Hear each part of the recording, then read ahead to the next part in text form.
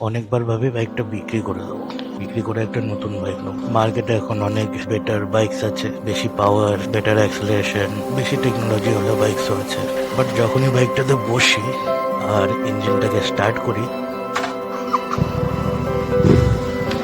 সেই চিন্তা ধারণা একবারে চলে যায়।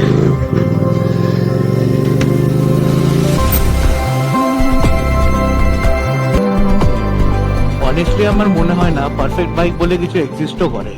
যেমন এই বাইকটাকেই দেখে নাও, ট্রাফিকে এত হিট করে, এত হেভি ওয়েট, মানে ইউটার্ন নিতে গেলে মনে হয় জিমে মেম্বারশিপ নিয়ে নিয়েছি। আর ট্রাফিকে তো ক্লাচ মারতে মারতে মনে হয় 4 আর্মের এক্সারসাইজ হয়ে যায়, এত হেভি ক্লাচ। বাট এই ফ্লস গুলোর জন্যই কেন জানি মনে হয় বাইকটার একটা পার্সোনালিটি আছে নিজের।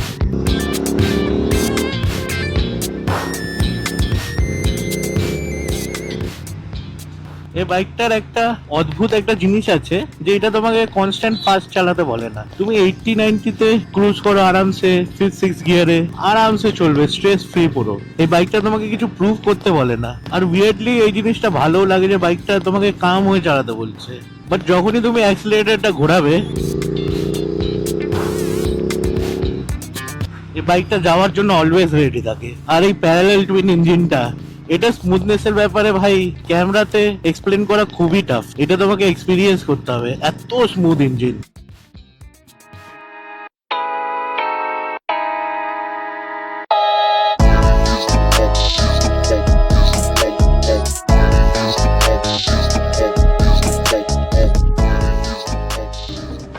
আরেকটা উইয়ার্ড জিনিস আছে, আমি আগে একদমই অপোজিট ছিলাম। আমি acceleration, top speed, handling, sharpness দেখে বাইক নিতাম। আগে আমি যখন বাইক কিনতাম বাকি সবকিছু সেকেন্ডারি রাখতাম। যেটা প্রাইমারি আমার কনসার্ন ছিল সেটা হলো 0-100 মতো। এটা কনফেশন আছে ভাই, আমি এককালে প্রপার রয়্যাল এনফিল্ড হেটার ছিলাম। মানে আমি বুঝতামই না রয়্যাল এনফিল্ড লোকে কেন কেনে। আই মিন এত হেভি বাইক, বাজে হ্যান্ডলিং, বাজে ব্রেক, কেউ কেনই নিতে যাবে? সবাই বলতো রয়্যাল এনফিল্ডের একটা আলাদা ফিল আছে। ওই ফিলটা আমি কোনোদিনই বুঝতাম না। আমার কাছে royal Enfield company outdated bike বানাতো, যেটা হ্যান্ডলিং ভালো না, না ব্রেক ভালো, আর ফালতু over price under engineered bike. এইটা আমার চিন্তা ধারণা ছিল।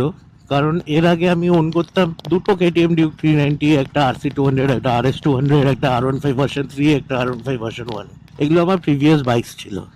এগুলো বাইক তৈরি করা হয়েছিল হলো পারফরমেন্সের জন্য। এই বাইকগুলোকে তুমি লিমিট অব্দি পুশ করতে চাও, বাট রয়্যাল এনফিল্ড ওর জন্য তৈরিই না। বাট রয়্যাল এনফিল্ডের জিন একদমই আলাদা।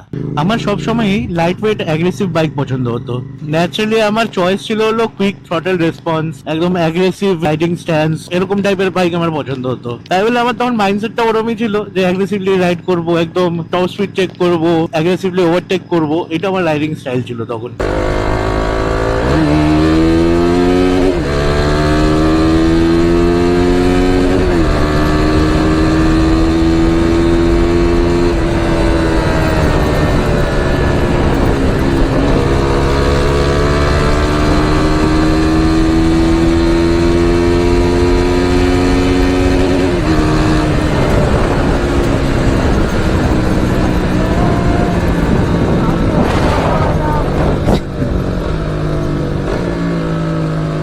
এই বাইকটা এসে আমার সেই মাইন্ডসেটটাই পাল্টে দিয়েছে। তখন আমি কোনোদিন ভাবতেও পারিনি যে আমি রয়্যাল এনফিল্ড নেবো।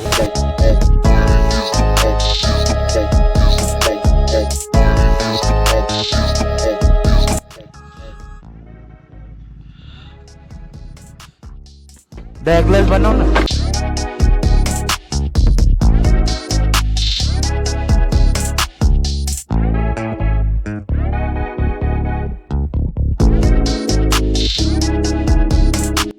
আর ফানি পার্টটা হলো আমি বাইকটা কোনোদিন নিতামও না। Someone very close to me, or royal Enfield খুবই পছন্দ ছিল। বাট আমি কনভিন্স ছিলাম না, কেন জানি না। আমি বিলিভ করতাম রয়্যাল এনফিল্ড আমার জন্য না। বাট যখন প্রথমবার বাইকটা আমি ট্রাই করলাম, তখন উইয়ার্ডলি আমাকে বাইকটার অ্যাক্সেলারেশন বা টপ স্পিড আমাকে অ্যাট্রাক্ট করলো না। আমাকে অ্যাট্রাক্ট করলো বাইকটার কামনেস। এটা আমার জন্য খুবই উইয়ার্ড ছিল, কারণ সেই পয়েন্ট অফ টাইম অব্দি আমি একদমই অপোজিট রাইড করতাম। আমি বহুত অ্যাগ্রেসিভলি রাইড করতাম। বাট এই বাইকটা ছিল একদমই তার উল্টো। বাট কি জানি একটা জিনিস অ্যাট্রাক্ট করলো, আমি নিয়েই নিলাম বাইকটা। এই বাইকটা নেওয়ার পর আমার আস্তে আস্তে মেন্টালিটি চেঞ্জ হয়ে গেল। আমি আগে হাইওয়ে পেলেই ভাবতাম যে একদম ফুল অ্যাক্সেলারেট করতে থাকি, টপ স্পিড ট্রাই করি, ডেস্টিনেশন অব্দি যত তাড়াতাড়ি সম্ভব তত তাড়াতাড়ি পৌঁছাই। বাট এই বাইকটা নেওয়ার পর কিছু একটা তো হলো যেটাতে আমি বহুত কামলি রাইড করা শুরু করে দিলাম। এই বাইকটা নেওয়ার পর আমি রাইডে ছোট ছোট পজ নেওয়া শুরু করে দিয়েছি। আমি র্যান্ডম চায়ের দোকানে দাঁড়িয়ে যাই, যে কোনো কিছু দেখলে, একটা ভালো স্পট দেখলে আমি দাঁড়িয়ে যাই। কোথাও গেলে কোনো স্পট দেখতে ভালো লাগলে হেলমেটটা খুলে 2 মিনিট ওখানে বসে পড়ি, স্পটটাকে এনজয় করি। এই ব্যাপারটা আমার মধ্যে আগে ছিল না। আগে আমি কোথাও ওরকম দাঁড়াতামই না, ডাইরেক্ট বাইক চালিয়ে বেরিয়ে যেতাম যত তাড়াতাড়ি সম্ভব।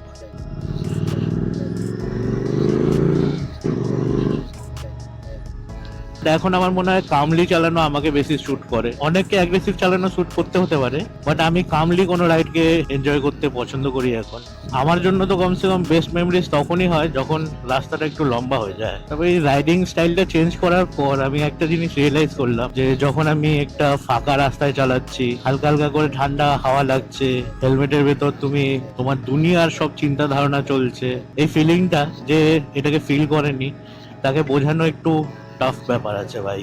এই বাইকটা নেওয়ার পর আমার সাথে একটা ফানি জিনিস এটা হয়েছে কি, ওল্ডার আঙ্কেলসরা আমাকে অ্যাটেনশন দিচ্ছে। যদি আমি কোথাও দাঁড়াই কোনো সিগন্যালে বা কোথাও দাঁড়ালে, আঙ্কেলসরা এসে আমাকে জিজ্ঞেস করে এটা কি বুলেটের নতুন মডেল, এটা দাম কত, এটা মাইলেজ কত দেয়। মাইলেজের ব্যাপারটা তো ভাই অনেস্টলি আমি নিজেও জানি না। ইস, দাঁড়াতে হবে না কোথাও।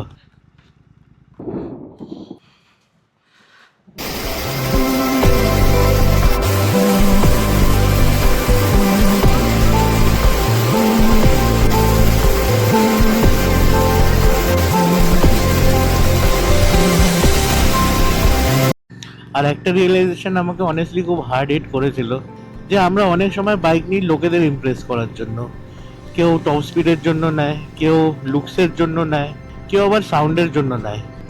আর অনেস্টলি এগুলো সিক্রেটলি একটু ইনফ্লুয়েন্স করেও আমাদের বাইক কেনার ড্রাইভটাকে। আমি টপ স্পিডের জন্য বাইক নিয়েছি, আমি অ্যাগ্রেসিভ লুকসের জন্য নিয়েছি, আমি এর জন্য বাইক নিয়েছি যে ট্রাফিক সিগন্যালে ঢুকলে কতজন ঘুরে তাকাবে। এই ভ্যালিডেশনটা সিক্রেটলি আমাদের ড্রাইভ তো করে ভাই। আমি ফাস্ট বাইক চালিয়েছি, অ্যাগ্রেসিভ বাইক চালিয়েছি, অ্যাড্রিনালিন রাশ দেবে সেই বাইকও চালিয়েছি, যে বাইক তোমাকে সুপিরিয়র ফিল করাবে ওই বাইকও চালিয়েছি।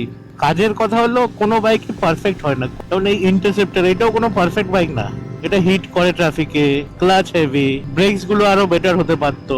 আর অনেস্টলি মনে হয় এইসব ফ্লস গুলোর জন্যই বাইকটার একটা ক্যারেক্টার আছে। কারণ কিছু বাইক থাকে যেগুলো তোমাকে ফার্স্ট ডে থেকে ইমপ্রেস করতে চায় না, উইথ টাইম তোমাকে চেঞ্জ করে দেয় একদম। কারণ কিছু বাইক আছে যেগুলো তুমি রাইড করো, আর কিছু বাইক আছে যেগুলো আস্তে আস্তে তোমাকে ইমপ্রেস করে দেয়। এই বাইকটা ফার্স্ট ডে থেকে আমাকে ইমপ্রেস করেনি, আস্তে আস্তে থাকতে থাকতে এই বাইকটা নিজের একটা আলাদা জায়গা বানিয়ে নিয়েছে আমার লাইফে। আর মেবি এর জন্যই আমার অন্য বাইকগুলো এক্সাইটিং লাগতো, থ্রটেল খুললেই এত রাশ দিত যে 2-3 দিন মাথা ঘুরে থাকতো। বাট এই বাইকটাকে কেন জানি না নিজের একটা পার্ট মনে হয় আমার। ডিফারেন্সটা বাস এখানেই, এক্সাইটমেন্ট খুব লাউড হয় আর মেমরিজ একটু কাম হয়। এই বাইকটার সাথে আমার বেস্ট মেমরিজ হলো সেগুলোই যেগুলো আমি কামলি রাইড করেছি, যে কোনো র্যান্ডম জায়গায় দাঁড়িয়ে গেছি।